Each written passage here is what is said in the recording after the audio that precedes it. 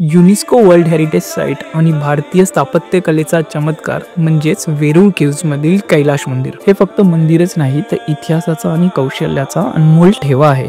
तसेच हे मंदिर महादेवांच्या कैलाश पर्वताचं एक प्रतिरूपही मानले जाते। डोंगराच्या एकाच खडकात वरून खाली कोरून तयार केलेले हे मंदिर तब्बल 1200 वर्षापूर्वी राष्ट्रकूट वंशाद्वारे बांधण्यात आले।